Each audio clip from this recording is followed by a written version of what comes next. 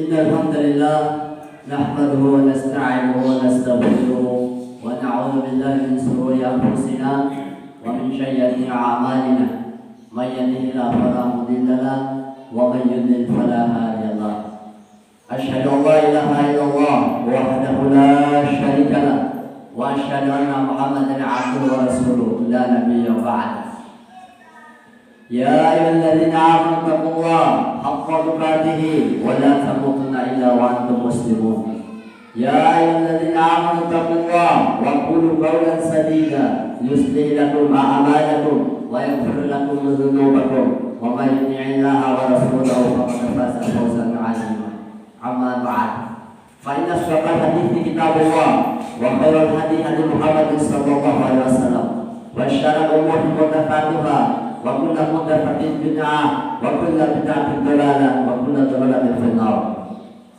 Jemaah kaum muslimin, innal amajina al-ibadah yang insyaallah dimuliakan dan dirahmati Allah Subhanahu wa taala. Yang paling utama mayas menandaikan menyampaikan rasa syukur kita atas kehadiran Allah Subhanahu wa taala yang telah menciptakan kita, yang telah menghidupkan kita, dan tempat kembali kita nanti adalah Allah Subhanahu wa taala. Semua nikmat yang kita miliki, yang pernah kita nikmati atau yang belum pernah kita nikmati, itu semua pemberian dari Allah Subhanahu wa taala. Maka sudah sepantasnya, sudah seharusnya semenandainya menyampaikan rasa syukur kepada Allah Subhanahu wa taala dengan senantiasa memuji kebesaran Allah dengan mengucapkan alhamdulillah dan senantiasa beribadah kepada Allah Subhanahu wa taala. Kemudian salam serta selawat kita kirimkan kepada baginda Nabi Muhammad sallallahu alaihi wasallam, manusia yang menjadi contoh dan teladan bagi kita semuanya. Semoga salam serta selawat ini pula akan tercurahkan kepada keluarga beliau, kepada para sahabatnya, umumnya kepada seluruh kaum muslimin dan muslimat yang senantiasa istiqomah dalam mengikuti sunnah Rasulullah sallallahu alaihi wasallam. Jemaah kaum muslimin yang insyaallah dimuliakan dan dirahmati Allah Subhanahu wa taala. Kehidupan ini akan menjadi baik dalam negara, dalam masyarakat maupun dalam rumah tangga kita apabila kita mengikuti sunnah Nabi sallallahu alaihi wasallam. Karena beliau Muhammad sebagai nabi kita telah menyampaikan sabdanya, fa inna asdaqal hadits kitabullah wa khairul hadi hadi Muhammad sallallahu alaihi wasallam. Sebaik-baik perkataan adalah kitabullah, yaitu Al-Qur'an, dan sebaik-baik petunjuk adalah sunnah Nabi sallallahu alaihi wasallam.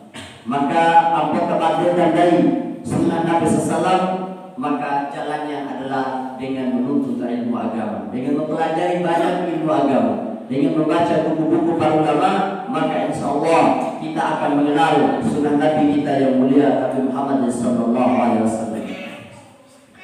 Jemaah kaum muslimin yang insya Allah dimuliakan dan dirahmati Allah Subhanahu wa taala.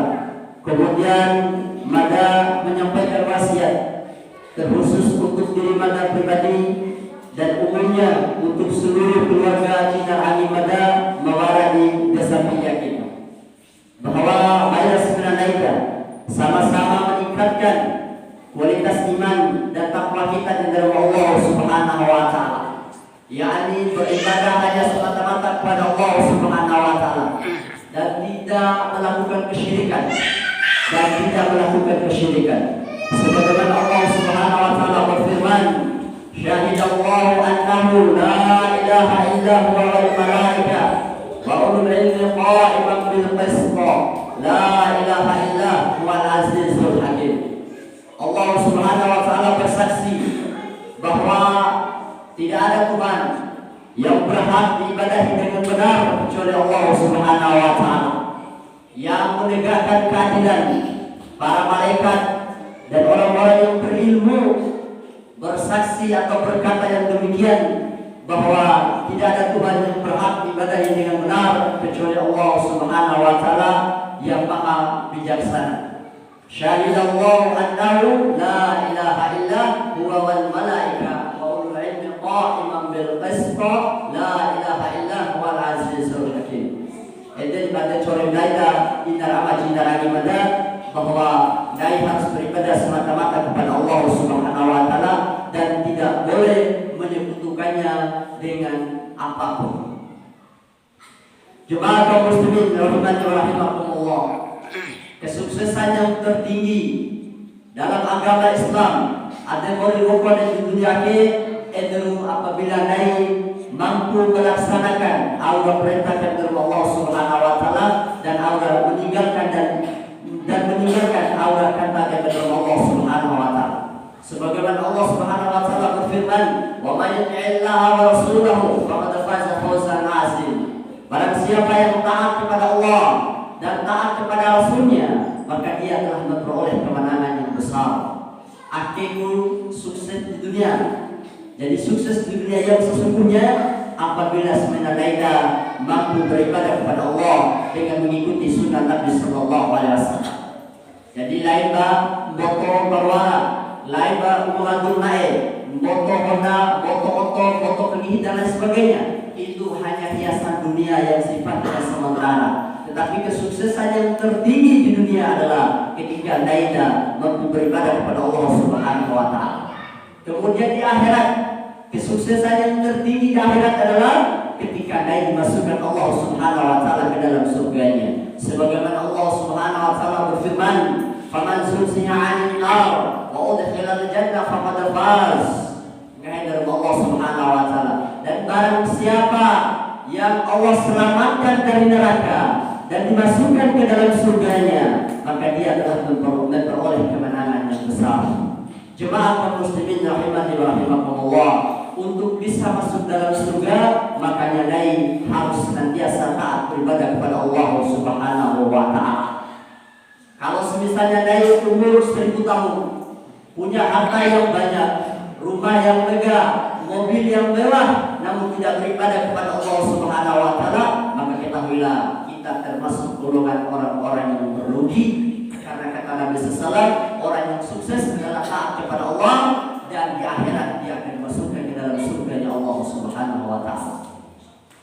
Jemaah kaum muslimin yang insyaallah dimuliakan dan dirahmati Allah Subhanahu wa taala. Pada Jumat yang berbahagia ini, maka akan menyampaikan khutbah dengan judul menyembelih binatang dengan niat bukan karena Allah Subhanahu wa taala. Allah Subhanahu wa taala berfirman, "Qul inna salati wa nusuki wa mahyaya wa mamati lillahi rabbil alamin la syarika lahu wa bidzalika umirtu wa ana awwalul muslimin." Gairah Allah Subhanahu wa taala. Qul, katakanlah, inna salati wa nusuki wa mahyaya wa mamati lillahi rabbil alamin. Katakanlah, sesungguhnya salatku, ibadahku, hidupku dan matiku hanyalah untuk Allah, Rabb semesta alam. Jadi inna amajina ibadah yang insyaallah dimuliakan dan dirahmati Allah Subhanahu wa taala. Sebenarnya ibadah lain, sebenarnya kelamparan dari ibadah apa saja, maka harus diniatkan semata-mata karena mengharapkan ridho Allah Subhanahu wa taala. Kata para ulama bahwa yang dimaksud dengan ibadah adalah segala macam perbuatan, tindakan, perkataan yang dicintai dan diridhoi oleh Allah Subhanahu wa taala. Ibadah yang paling tinggi adalah mengucapkan kalimat syahadat asyhadu alla ilaha illallah wa asyhadu anna muhammadar rasulullah. Itu ibadah yang paling tinggi. Sembahyang dai, zakat dai, haji dai, doa dai, permintaan dai, penyembelihan dai, maka harus semata-mata kepada Allah Subhanahu wa taala. Di ayat yang lain Allah berfirman, "Fasholli li rabbika wanhar." Maka dirikanlah salat karena Tuhanmu dan berkurbanlah. Enggak hanya Allah Subhanahu wa taala lagi, kaki ibu sembahyang karena dari Allah Subhanahu wa taala dan berkurbanlah.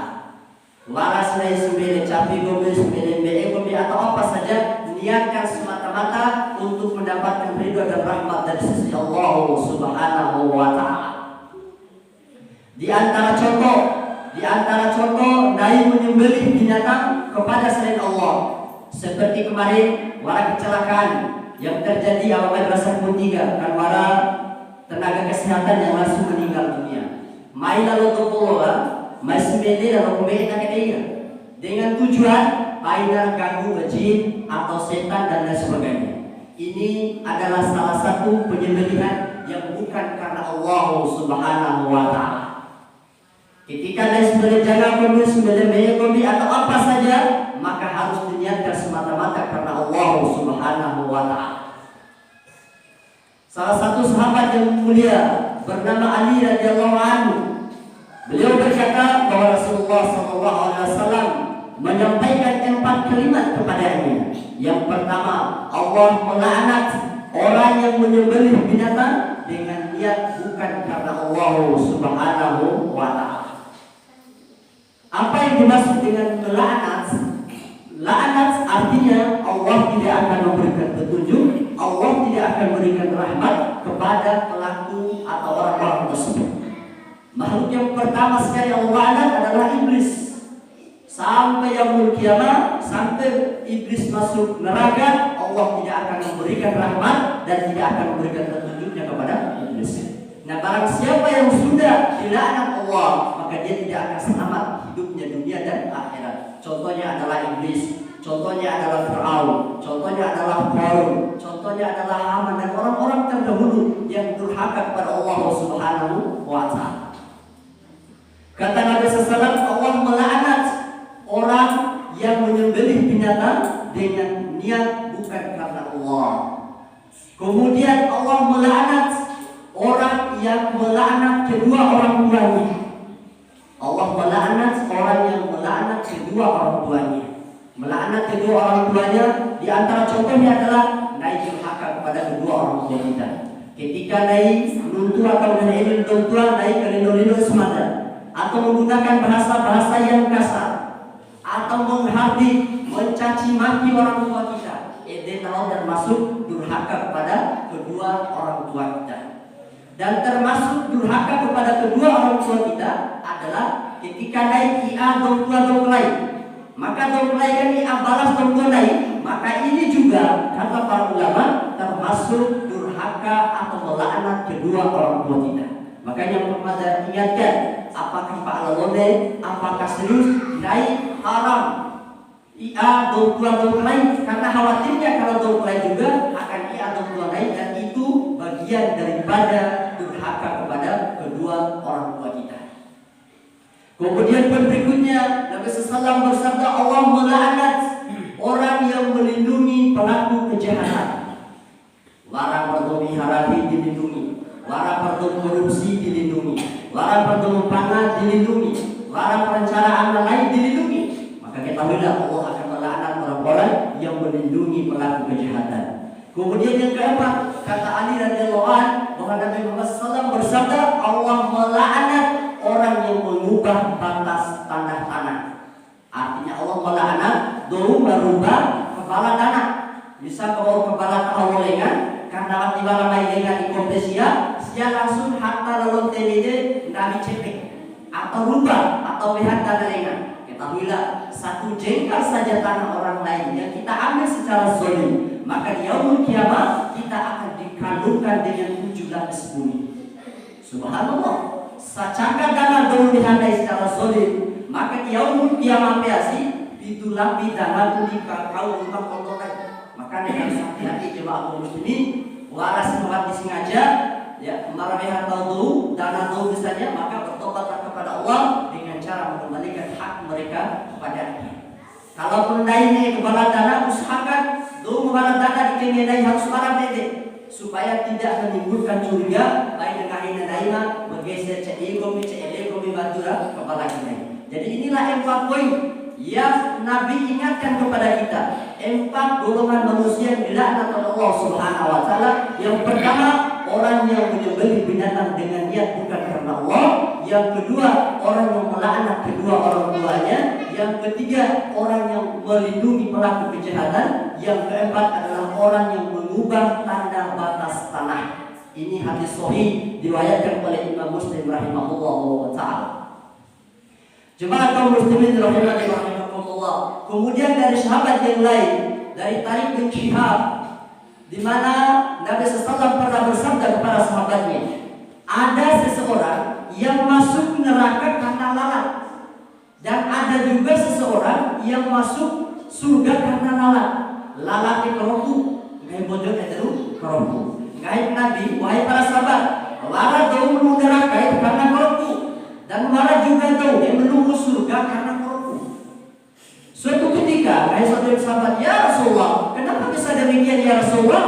Ngai Nabi nakil cerita, ada dua orang yang melewati suatu kaum atau suatu perkampungan. Di suatu perkampungan itu ada berhala yang mereka sembah. Ada berhala yang mereka sembah. Wati doana lampado di rasa ede, wati sindeina sesembahan atau berupa kurban kepada berhala tersebut. Lampai kai semua. Kemudian kahina bojor doma jaga berhala. Wahai fulan, ngomi kalau wati lo melampat lalu rasana miyake, kalau wati simbeng kurban untuk berhala kami ini. Cabe lalu semua dulu. Mata kena tiwaran awin baik, wati wara awin baik itu dirimu berhala rekombe. Ngahi dalam untuk jaga berhala kade. Jika tidak ada yang lain, maka engkau boleh memberikan sesembahan berupa seekor lalat. Kau dongge di suara yang lain, baik saja keruku. Mau terus juga baik saja di berhala. Akhirnya karena siapa yang berhala lauk, maka orang tersebut mau terus kemudian menjadikan itu sebagai sesembahan terhadap berhala tersebut. Rangka pemadai domede ternyata dia dimasukkan Allah Subhanahu Wa Taala ke dalam neraka. Hati-hati nih. Kemudian sekolah kau penjaga berhala, engomi awal nih. Nggak ada tidak patut bagi saya memberikan sesembahan atau kurban kepada selain Allah Subhanahu wa Ta'ala. Maka orang ini dipenggal lehernya, dongkol lalu berdongkol mentau kampore, dongkol lalu mati, dan alhamdulillah dia mati dalam keadaan baik, dan di akhirat dia dimasukkan Allah Subhanahu wa Ta'ala ke dalam surganya. Ini hadis sahih diriwayatkan oleh Imam Ahmad bin Hanbal rahimahullahu wa ta'ala. Jemaah kaum muslimin rahimani wa rahimakumullah. Gara-gara memberikan seekor lalat, seekor nyamuk kepada berhala, bisa menjadi penyebab orang tersebut masuk ke dalam neraka. Bisa menjadi penyebab orang tersebut masuk dalam surga Allah Subhanahu wa Ta'ala. Lalu bagaimana kalau seandainya Nabi memberikan berupa anjing atau babi, apakah bisa masuk dalam neraka? Bisa. Itu bisa. Karena Allah sudah berkata, sesungguhnya sholatku, ibadahku, hidupku dan matiku semuanya hanya untuk Allah Subhanahu wa Ta'ala, Rabb semesta. Maka di luar dari warasi suku, warasi henge edakes teto ilau dimatoi, lawa aja pura, lawa aja kala, lawa ambene, lawa acapi, laroh taka, laroh biba iwaro dan lain sebagainya. Ini adalah bentuk penyembelihan yang diniatkan bukan kepada Allah Subhanahu wa Ta'ala. Maka apapun musibah yang menimpa kita, apapun penyakit yang menimpa kita, maka hendaklah kita minta langsung kepada Allah Subhanahu